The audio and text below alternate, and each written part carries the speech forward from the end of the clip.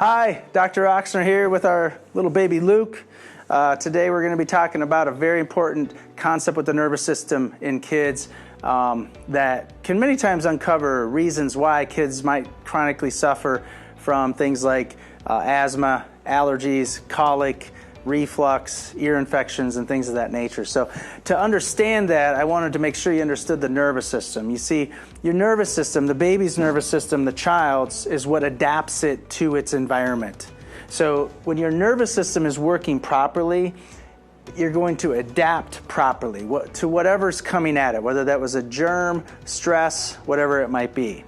So it's important to understand that in the nervous system, there's two kind of sides of it, all right?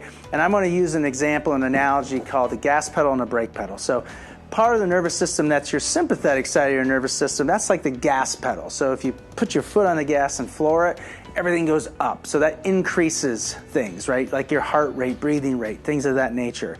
If you've ever heard of the fight or flight response, whereas if you saw a bear, you get scared, or somebody's trapped under a car and you can actually lift the car up, that's because of this fight or flight response with the sympathetic nervous system.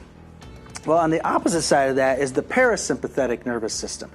Parasympathetic is like the brake pedal. That's where we actually push the brakes to slow things down. That's where we get things like ease and tone, digestion that's accurate, things of that nature. So what I wanted to point out is this blue nerve right here. It's called the vagus nerve. This blue nerve, it's called the traveler because it goes and innervates almost every single major organ in the body. And the vagus nerve many times is at play when we have some child that's kind of locked in sympathetic gas pedal mode where the accelerator's stuck on the floor and the kid's just chronically sick, or they're having issues with colic, or maybe their reflux just won't go away, or we see things like asthma, allergies, ear infections, sensory disorders, and things of this nature. Well, a lot of times what's happening is the vagus nerve isn't working right, it's not balancing because there's interference.